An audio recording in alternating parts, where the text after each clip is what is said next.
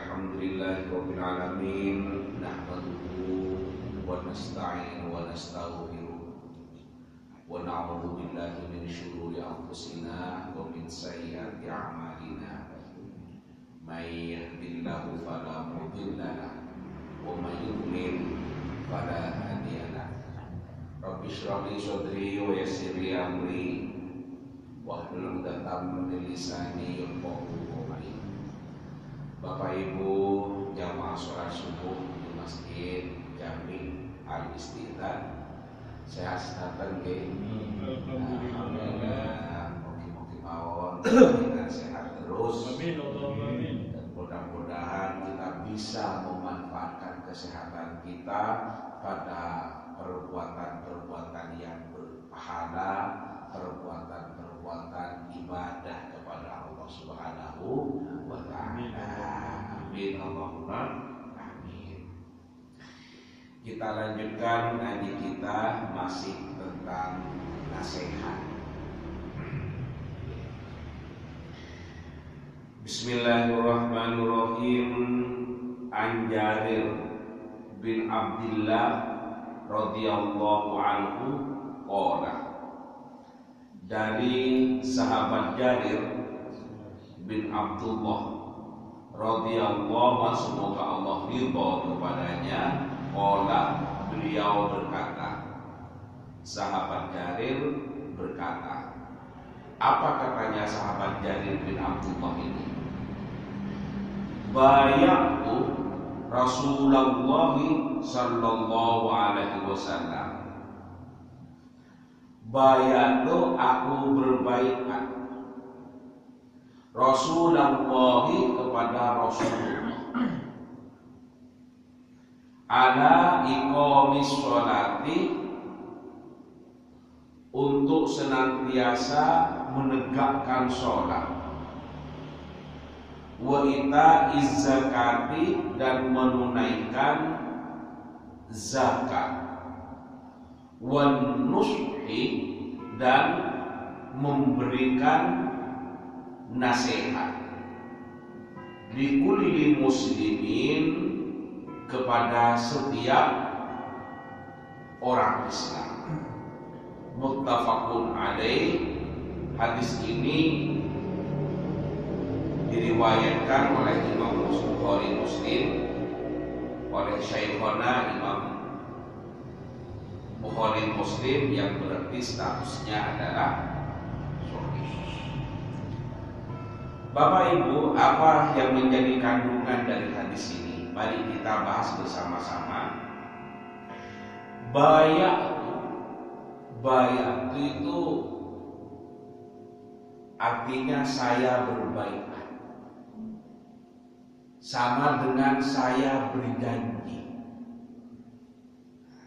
Berjanji kepada Rasulullah untuk senantiasa istiqomah melaksanakan sholat, kemudian menunaikan zakat, dan saling memberikan nasihat kepada sesama muslim. Hadis ini adalah yang mengatakan Jabir yang dibaiat ini. Mohon maaf, Jarir, bukan Jabir, Jarir. Dalam konteks ini, apabila seseorang berbaiat pada Rasulullah tentang sesuatu, maka sesungguhnya itu bukan hanya untuk dirinya sendiri, tapi itu juga untuk umum, untuk seluruh manusia. Ya. Jadi dalam hadis, walaupun yang disebutkan berbaiat itu adalah salah seorang sahabat, maka kandungan maknanya itu sesungguhnya itu adalah berlaku kepada semua manusia muslim.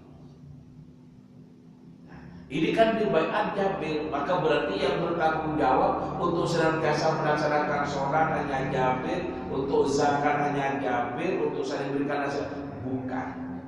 Ya.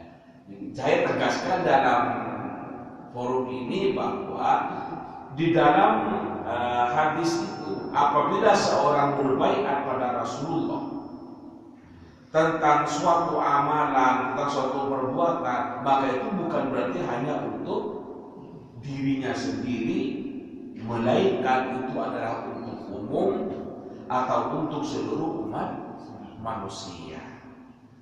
Maka berarti kita juga berbaiat kepada Rasulullah untuk senantiasa melaksanakan sholat, menunaikan zakat, dan saling memberikan nasihat.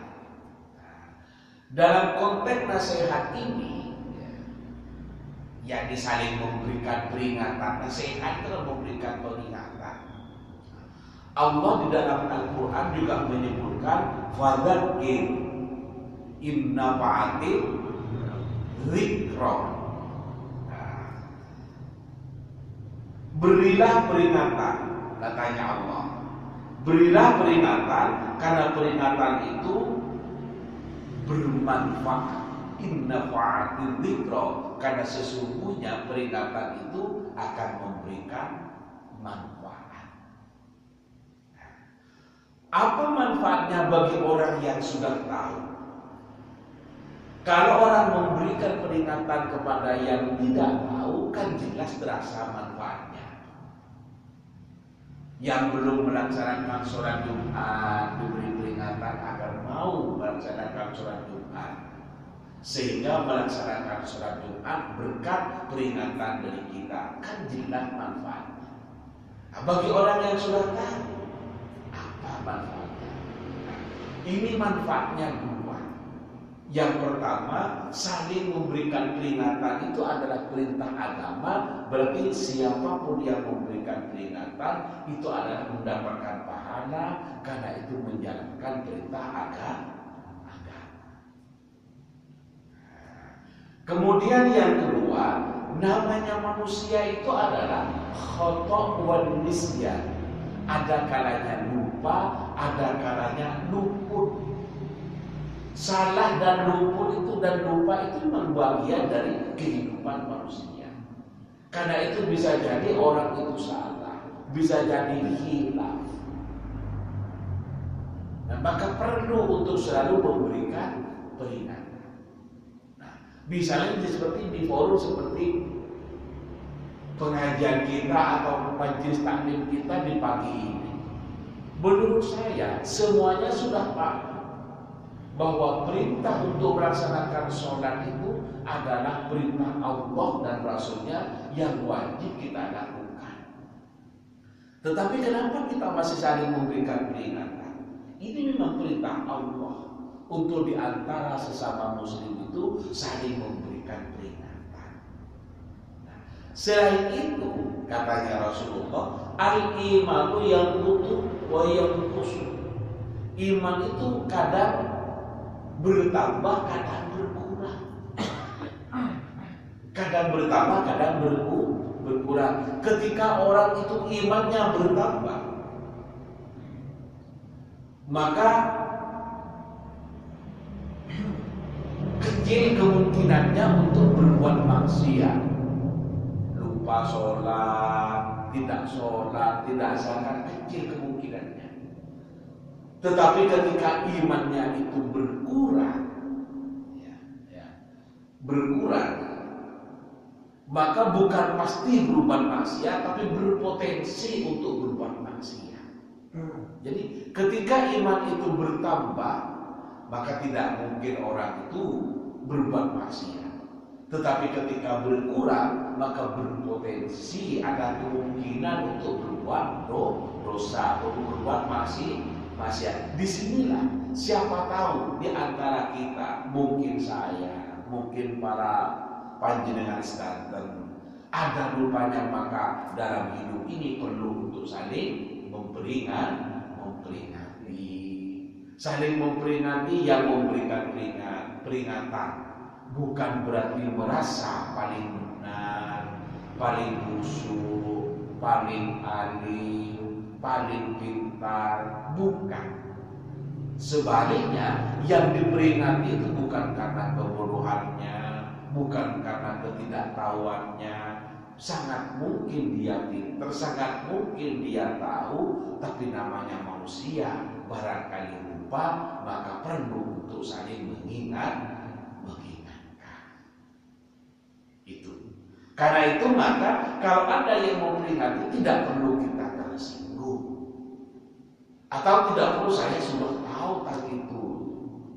Nah, karena saling memberikan peringatan itu adalah mendapatkan pahala karena itu perintah Allah.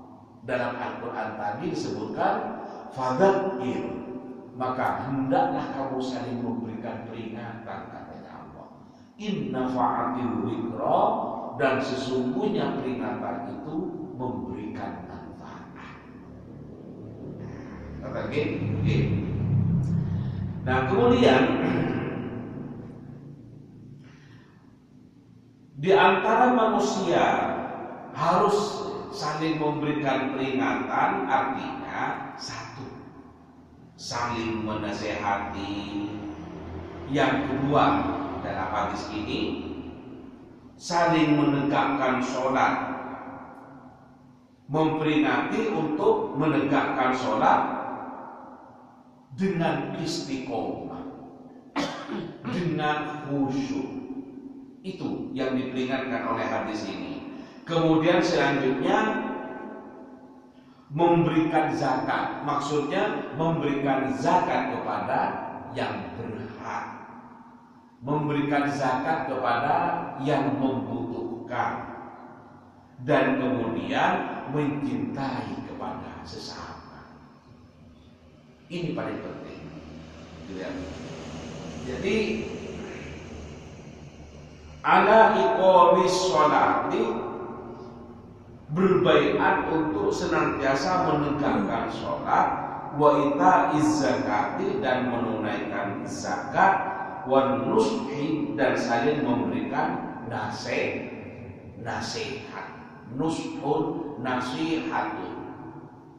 Nah, nasihat artinya saling memberikan peringatan atau nasihat. Likulli muslimin, kepada setiap muslim. Baik, saya lanjutkan kepada hadis yang berikutnya. Karena ini yang terakhir dari bab nasihat ini, biar sekalian kita.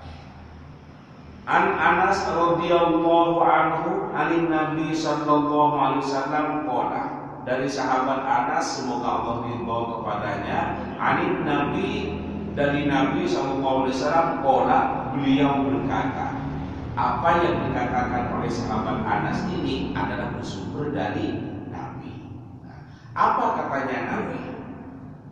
Qala, beliau bersabda, la yu'minu ahadukum hatta yuhibbu li akhihi ma yuhibbu li nafsihi. La yu'minu, tidak beriman. Artinya tidak beriman bukan berarti lawan dari kafir. Nah, tidak beriman yang dimaksudkan di sini adalah tidak sempurna keimanannya.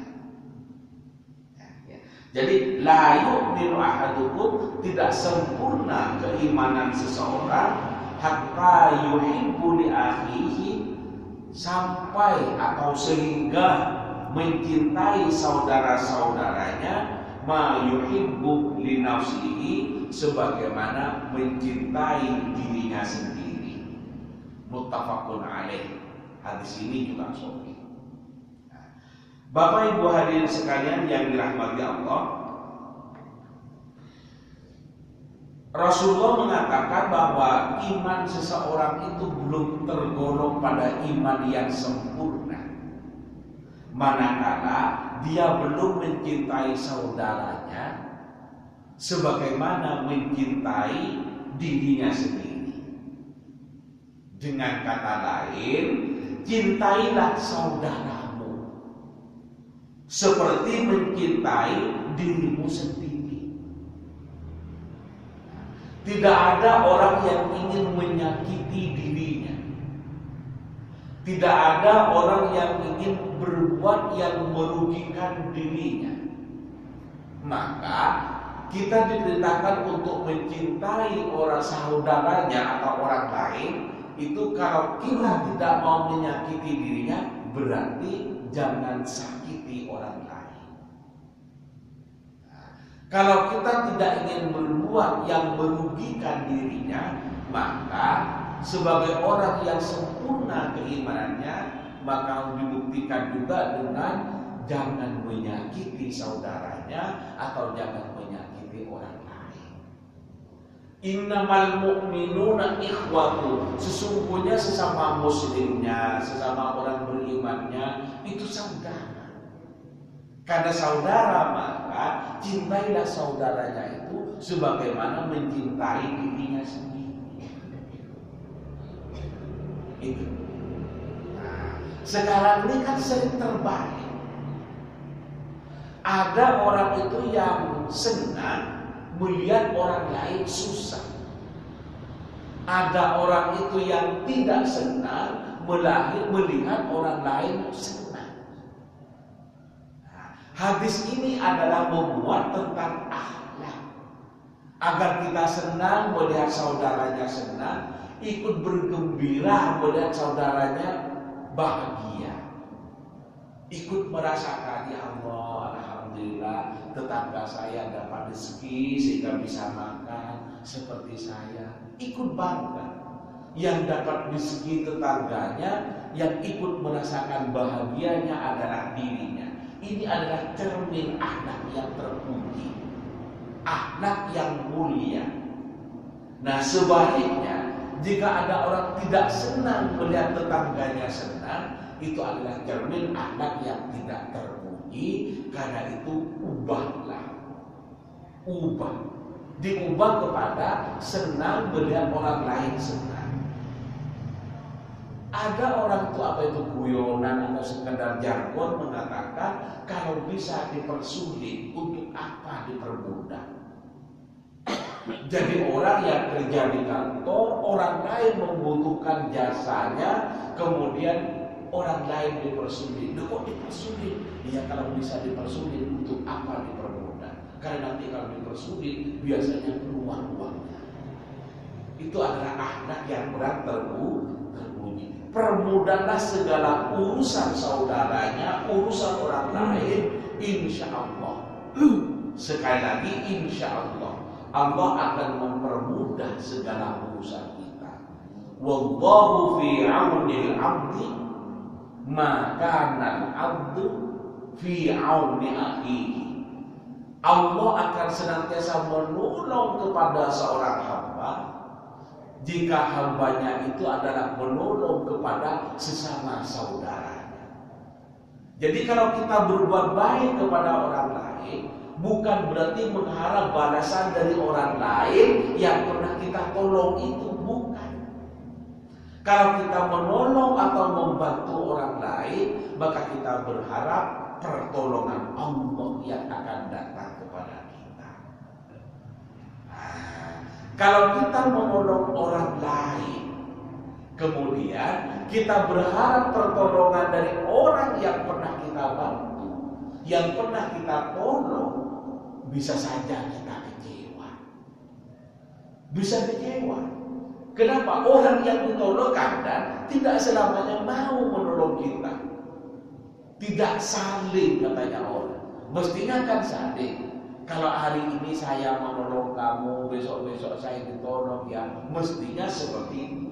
Tapi kadang tidak selamanya. Nah, sudah ditolong, kadang tidak mau menolong. Tidak menolong masih mending. Kadang malah nyakiti. Katanya orang Jawa itu seperti ditolong mentung. Ada seperti itu. Karena itu maka kalau kita menolong, jangan mengharap balasan dari yang ditolong. Allah yang akan memberikan balasan kepada kita. Karena itu maka orang yang pernah ditolong oleh kita, membalas atau tidak membalas kebaikan kita kepada orang itu, membalas atau tidak kepada kita, jangan khawatir. Allah pasti memberikan pertolongan. Pertolongan itu bisa dari yang lain, bisa dimudahkan rezekinya oleh Allah karena kita pernah menolong orang lain. Nah, bisa dimudahkan urusannya oleh Allah karena kita pernah menolong orang lain. Ingat pengajian yang tahun lalu, ceritanya salah seorang yang 3 orang itu yang melakukan perjalanan musafir gitu ya. Kemudian karena sudah sore, sudah jam 6, sudah gelap, sudah kecapean jalan, ingin istirahat. Nah kemudian ya karena di gurun pasir, jauh dari rumah penduduk, akhirnya kemudian ada gua, masuk ke dalam gua itu. Ada lubang masuk. Kemudian atas kehendak Allah, pintu masuk di lubang di atas gua yang di atas itu, pintunya lubangnya kan di atas, terus istirahat di dalam. Batu yang ada di gunung sebelahnya yang besarnya itu lebih dari pintu depan itu, kemudian gerundung-gerundung akhirnya menutupi lubang gua itu sehingga praktis tidak bisa keluar. Tidak bisa keluar. Nah, karena tidak bisa keluar dan batu yang menutupi lubang itu tidak mungkin untuk bisa diangkat oleh manusia karena besarnya batu, maka semuanya berpikir mati kita. Nah, mau minta tolong kemana? Jauh dari rumah penduduk. Mati kita ini mati pelan-pelan. Nah, kemudian dia berdoa mengingat apa yang pernah dibuatkan dia dengan memberikan pertolongan kepada orang lain. Kemudian setelah berdoa kepada Allah sedikit bergeser, tapi belum bisa keluar orang. Satunya berdoa bergeser lagi batu itu, tapi belum bisa masuk, belum bisa keluar, lubangnya belum cukup. Nah kemudian yang ketiga juga berdoa bergeser sehingga akhirnya bisa keluar. Nah kesimpulannya dari hadis ada di babak awal dulu tahun kemarin saya sampaikan. Nah itu adalah mereka bertiga ini mendapatkan pertolongan Allah karena pernah berbuat baik menolong orang lain. Nah, orang lain yang ditolong bukan itu yang memberikan pertolongan. Orang yang pernah ditolong itu bukan itu, tetapi yang memberikan pertolongan adalah Allah ketika dirinya ditimpa musibah, masuk ke dalam lubang atau gua itu, akhirnya ada batu gerundung menutupi lubang gua sehingga tidak bisa keluar. Nah, ini adalah pertolongan Allah. Karena orang ini pernah berbuat baik kepada orang lain, Allah kemudian memberikan pertolongan. Yang memberikan pertolongan bukan orang yang pernah ditolong dulu, tapi barokah dari memberikan pertolongan orang justru ditolong oleh orang lain ketika mendapatkan kesulitan, ketika memiliki masalah. Karena itu maka saling memberikan nasihat, saling memberikan pertolongan harus dilakukan dalam kerangka kesabaran, berbasis pada kesabaran, artinya harus sabar. Walaupun bisa jadi yang ditolong itu membalas kepada kita atau tidak membalas kepada kita. Jadikan semangat di antara kita untuk saling memberikan pertolongan. Dan ini yang didoakan oleh Nabi Ibrahim. Bagaimana doanya Nabi Ibrahim? Allahumma ja'alni waziran min ahli. Ya Allah, jadikan kami sebagai penolong bagi keluarga kami. Keluarga karena saudara, keluarga karena sesama muslimnya, itu semuanya dalam Islam adalah termasuk keluarga. Keluarga sesama muslim. Keluarga dalam arti sempit, orang tua, saudara, anak, paman, bibi, itu kan keluarga. Tapi kalau keluarga dalam arti luas adalah sesama muslim, itu adalah saudara kita. Innamal mu'minuna ikhwatun, sesungguhnya sesama muslimnya, sesama mukminnya itu adalah saudara. Karena saudara, maka sesungguhnya itu adalah keluarga. Keluarga adalah arti luas. Nah, dengan demikian maka kalau kita simpulkan dari hadis ini, maka yang pertama, la yu'minu, tidak beriman. Maka tidak beriman di sini bukan berarti kafir, tetapi tidak sempurna. Maksudnya tidak sempurna keimanan seseorang. Jadi la yu'minu, kan gitu. Ahadukum, makna aslinya tidak beriman seseorang. Maksudnya tidak sempurna keimanannya. Kemudian yang kedua, mencintai saudara bukan berarti selalu mendukung atau selalu membenarkan semua tindakannya, bukan. Mencintai saudara itu adalah selalu mendukung jika saudara kita itu berbuat pada hal-hal yang benar. Ada orang temannya mau mencuri. Yang mau dicuri itu adalah barang milik tetangganya. Ini kan saudara saya ini yang mau mencuri. Maka saya akan membantu saudara saya yang akan mencuri. Nanti tak bilangin kapan waktu-waktu sepinya. Itu keliru. Mencintai atau membantu saudaranya itu adalah dalam konteks kebenaran. Nah, kalau di dalam Al-Quran bagaimana? Ta'awanu 'alal birri wat taqwa wa la ta'awanu 'alal itsmi wal 'udwan. Tolong menolonglah kamu sekalian, kata Allah, 'alal birri, dalam perbuatan baik, wat taqwa, dan takwa. Jadi yang kita diperintahkan itu dalam tolong menolong dalam perbuatan baik dan takwa. Wala ta'awanu 'alal itsmi wal 'udwan, janganlah kamu tolong menolong dalam dosa dan permusuhan. Karena itu saya ulangi kesimpulan yang kedua, mencintai saudara kita itu bukan berarti membenarkan semua tindakan saudara kita. Yang mencintai adalah membenarkan, mendukung, membantu jika saudara kita senantiasa berbuat dalam kebenaran, bukan dalam hal maksiat.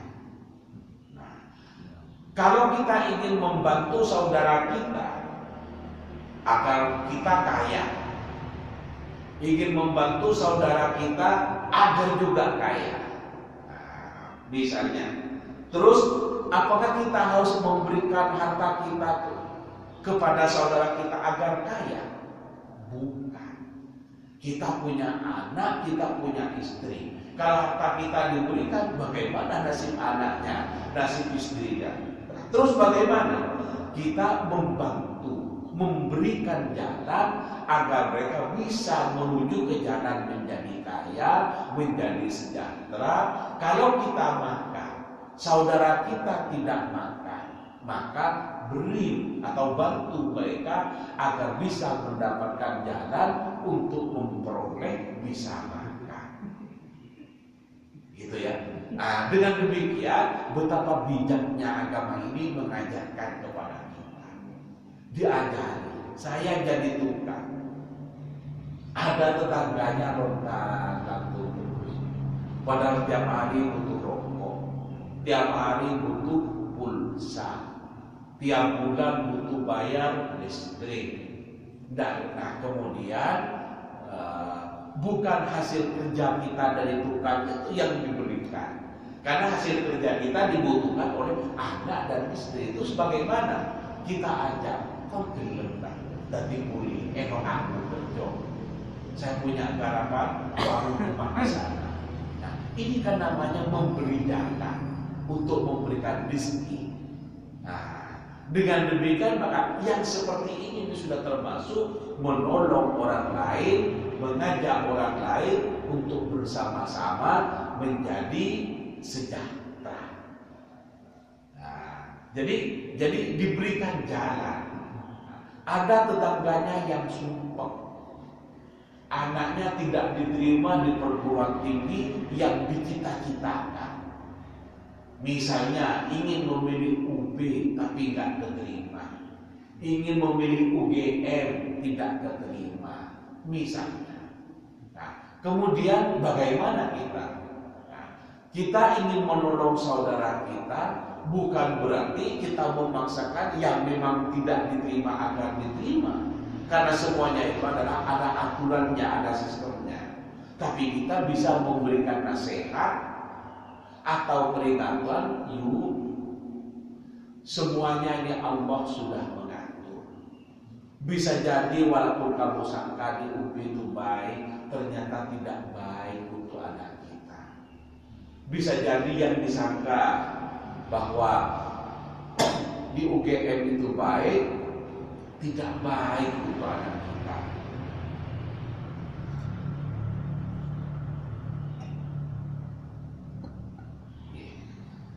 Kita teruskan saja berusaha, jangan patah semangat, dicoba kepada yang lain. Kalau kepada yang lain itu diterima, barangkali Allah memang mau menempatkan anak kita di tempat itu. Dan apa yang menjadi keputusan Allah, misalnya anak diluluskan di tempat itu bukan di pilihan yang utama, saya yakin semuanya itu adalah yang terbaik. Yang terbaik. Saya pernah dulu terdaftar jadi dosen itu. Nah, daftar pertama itu tidak diterima, tahun berikutnya daftar lagi, saya diterima. Nah, kemudian waktu saya daftar tidak diterima, ada rasa sedih. Kenapa ya kok saya tidak diterima? Apa yang kurang dari saya? Saya bahasa Arab bisa, saya kalau bisa baca kitab. Saya bahasa Inggris bisa, dilek-dilek saya pernah belajar bahasa Inggris ke Mas Hajin, orang dari Colorado Amerika. Kok saya nggak diterima?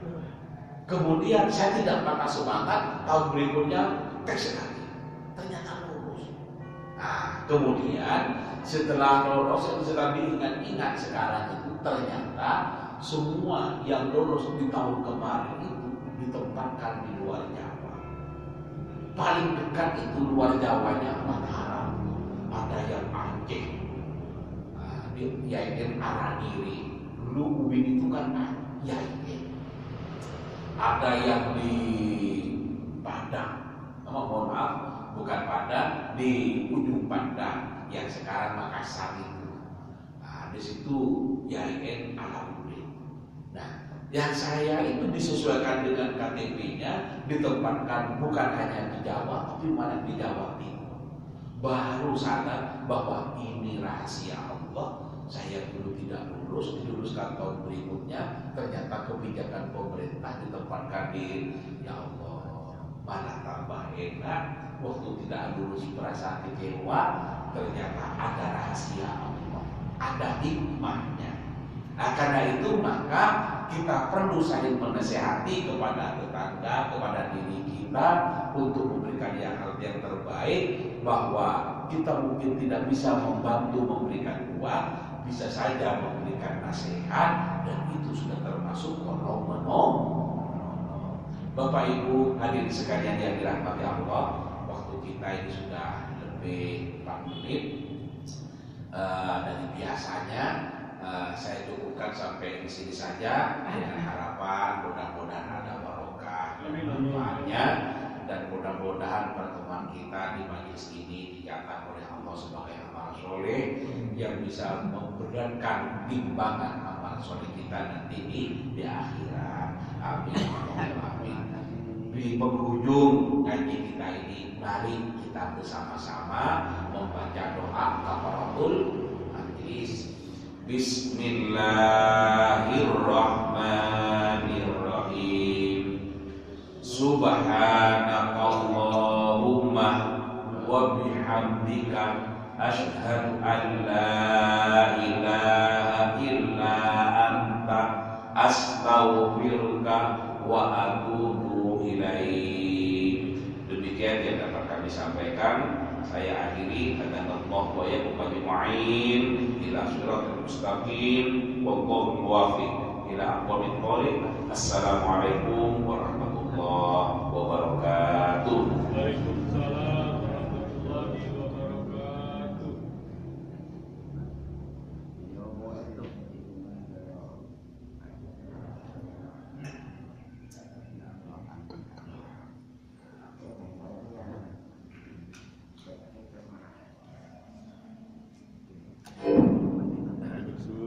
Tapi